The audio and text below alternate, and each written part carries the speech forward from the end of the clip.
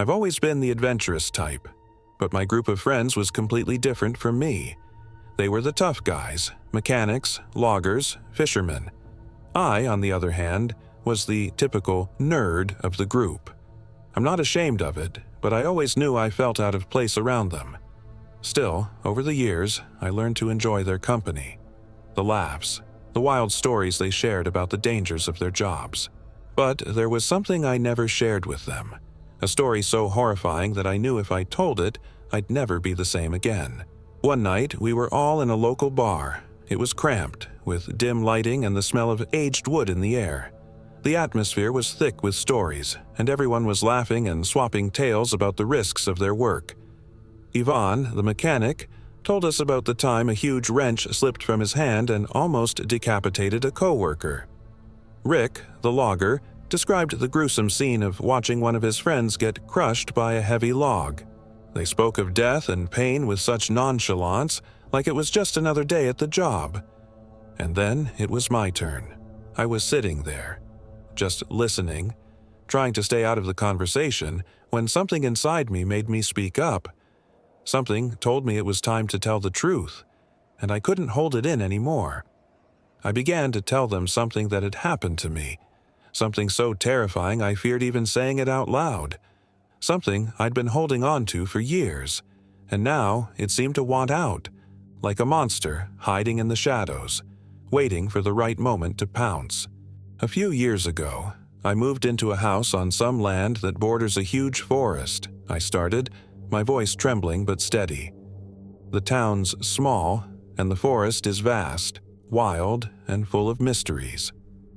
One afternoon in the middle of summer, I was out watering my plants near the edge of the woods when something happened. I paused for a moment, recalling every detail of that day. The image was still vivid in my mind, like it was happening right then. I was standing there, watering my plants near the tree line when I heard something strange. A voice, but not a normal voice. It was distorted, like it was coming through a broken radio. I stood there, frozen, trying to understand what it was. I thought maybe it was just my imagination, but the sound didn't stop. It was human, but the way the voice was warped, it was like something was trying to speak but couldn't quite get the words right. Everyone at the table was silent now, watching me intently. I could see the tension in their eyes, waiting for what came next. I looked out into the forest, and something inside me told me it wasn't normal, but at the same time, I couldn't move. I was paralyzed, just listening to that strange voice. And then, suddenly, everything stopped. The sound vanished as quickly as it had appeared. I shrugged it off, but I couldn't shake the feeling that something wasn't right. The room was dead quiet. I could feel the weight of their attention, the anxiety building in the air. A couple of weeks later, I went back to the trails behind my house to explore. It was a peaceful, beautiful day, but the strange sound was back. This time, it was closer, more distinct. I stopped, unsure of what to make of it. I decided to leave, thinking maybe it was some kind of prank or a faulty project by the local university.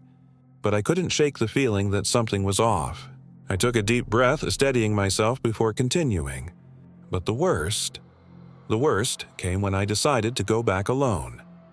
One afternoon, I packed my camping gear and headed into the forest, determined to figure out what was really going on. I made my way deeper into the woods, carrying a knife and a flashlight just in case. The sound was still there, but this time, it felt different. I could see the unease in their eyes now. I kept going, my heart racing as I relived the horror. As I ventured deeper into the woods, I came across something. A speaker attached to a tree. It had a label on it about a university project. I thought, finally, a reasonable explanation. But then the sound stopped again. And I knew I wasn't alone. Something was watching me. My voice dropped lower, the weight of the moment sinking in. Suddenly, a figure appeared from the shadows. A distorted shadow, tall, with arms that were unnaturally long and legs that bent the wrong way. I froze. I couldn't move. The voice, now clearer, wasn't just distorted anymore. It was coming from this creature, its eyes unnatural, studying me. It wasn't human, and the more I stared at its twisted face, the more I realized it was some kind of thing, an imitation of something, but failing terribly. The silence in the room was deafening now. Everyone was hanging on my every word. I turned to run, but I could feel it following me. Its heavy footsteps shook the ground. My legs were giving out, but the fear pushed me forward, making me run faster. I knew if I stopped, if I made the slightest wrong move, it would catch me. I managed to get back to camp, but the feeling of being watched never left. I could feel my body trembling as I continued. When I finally made it back to my house, the woods around me were eerily silent. The sounds of birds and leaves rustling, gone. It was like I was trapped in a vacuum, the air thick with dread. I knew, without a doubt, that something was out there, studying me, and the worst part was, it wasn't finished with me. The atmosphere in the bar was thick with fear now. No one had moved, no one had said a word. They were all locked in place, their eyes wide, waiting for the conclusion. It wasn't over. The creature didn't leave. It had merely retreated, biding its time. It was still out there, and I knew. If it ever saw me again, it would know I was real, and that would be the last mistake I ever made.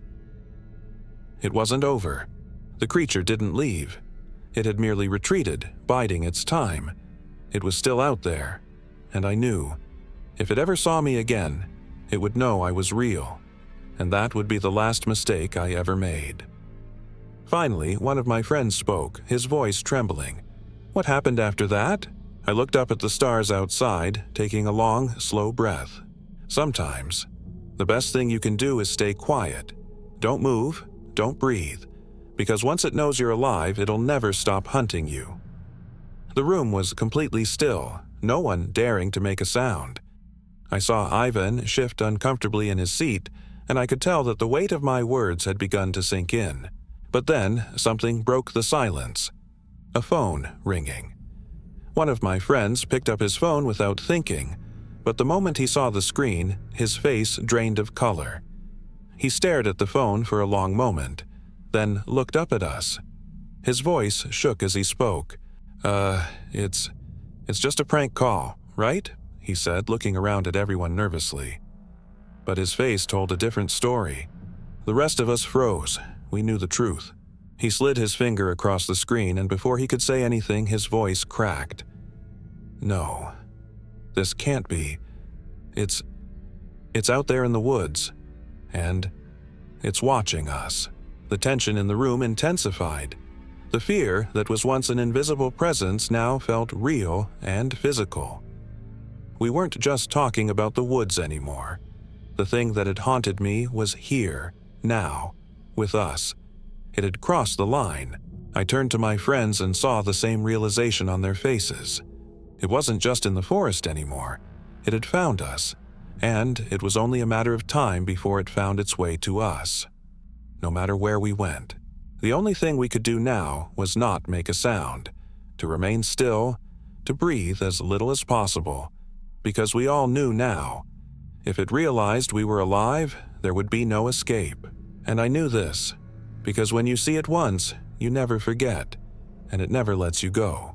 This story really left a mark on me, and if you also liked it, don't forget to like it and subscribe to the channel for more stories like this. Thank you very much for staying until the end. See you in the next video.